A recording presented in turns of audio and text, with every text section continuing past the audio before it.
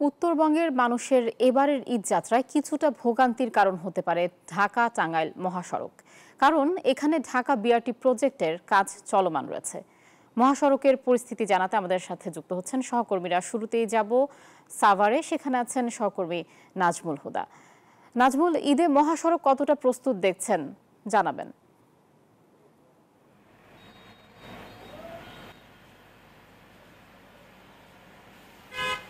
আপনাকে ধন্যবাদ। আপনি যেমনটি বলছেন, এই মুহূর্তে রয়েছি ঢাকা আরিচা মহাসড়কের সাভারে এবং আমরা দেখেছি যে এখন নারী টানে বাড়ি ফিরতে কিন্তু মানুষ আগেভাগেই বাড়িতে যাচ্ছে। আমরা যদি একটু সড়কের চিত্র দেখাতে চাই যে এই মুহূর্তে আসলে ঢাকা আরিচা মহাসড়কে কিন্তু গাড়ির চাপ বেশ রয়েছে এবং সবচেয়ে বড় সমস্যা হচ্ছে যে লক্কর গাড়ি এবং থ্রি হুইলার এবং 3 চাক্কার যে গাড়ি মহাসড়কে যাচ্ছে, যার ফলে মহাসড়কে কিন্তু এখন সেই যানজটটি সৃষ্টি হয় এবং পুলিশ বলছে যে এই লক্কর গাড়ি এবং ফিটনেসবিহীন গাড়ি এগুলো রোডে চলবে না। এছাড়াও যে মহাসড়কে যে থ্রি হুইলার সেগুলো তারা বন্ধ করার কথা বলছে এবং বিশেষ করে উল্টো পথে আসলে যেসব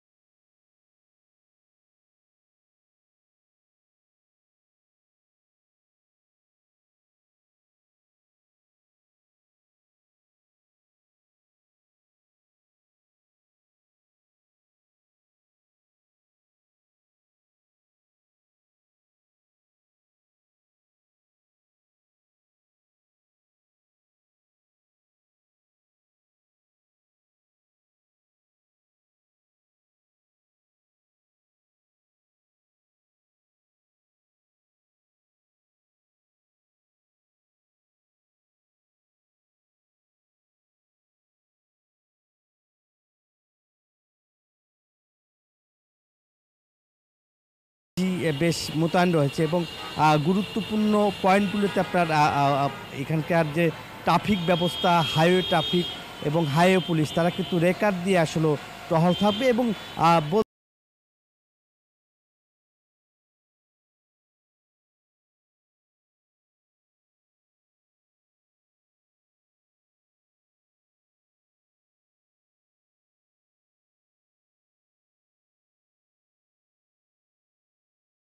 এই ঈদে জামা জুতো অ্যাক্সেসরিজের ডিসকাউন্ট।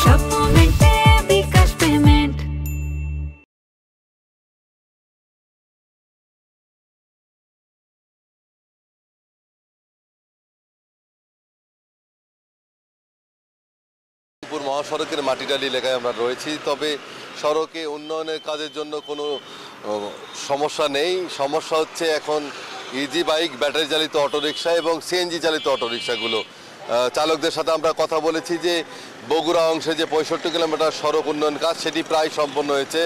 2-1টি স্থানে কাজ চলমান রয়েছে, যেটি 25 তারিখের মধ্যেই সম্পন্ন হবে।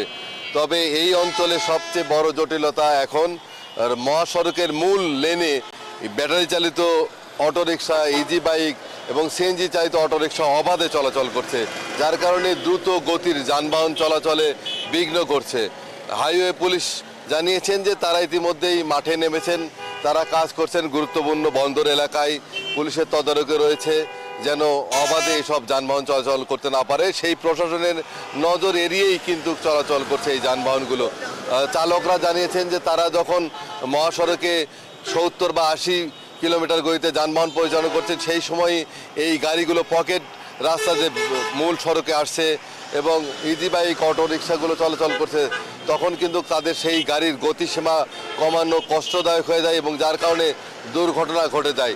তো দুর্ঘটনা রোধ করা সহ মহাসড়কে নির্বিঘ্নে ঈদ যাত্রা সম্পন্ন করার লক্ষ্যে এই সড়ক থেকে এই মুহূর্তে সিএনজি চালিত অটোরিকশা, ব্যাটারি চালিত ইজি বাইক এবং ভটভটি সহ বিভিন্ন যে থ্রি হুইলার রয়েছে সেগুলো চলাচল বন্ধ করার আহ্বান জানিয়েছেন পরিবহন সংশ্লিষ্টরা। আরেকটি বিষয় জানিয়ে রাখি যে এলেঙ্গা থেকে রংপুর পর্যন্ত 190 কিলোমিটার যে 4 লেন প্রকল্প সেটি কিন্তু একেবারেই দৃশ্যমান হয়েছে। শুধু গোবিন্দগঞ্জ এবং পলাশবাড়ি ফ্লাইওভারে হয়তোবা কিছুটা জটিলতা হবে, সেখানে সার্ভিস রোড দিয়েই কিন্তু যানবাহন চলাচল করবে। এই ছিল বগুড়া থেকে সর্বশেষ, ফিরে যাবো স্টুডিওতে। আব্দুল সালাম বাবু, আপনাকে ধন্যবাদ। সেই সাথে ধন্যবাদ জানাচ্ছি নাজমুল হুদা আপনাকেও।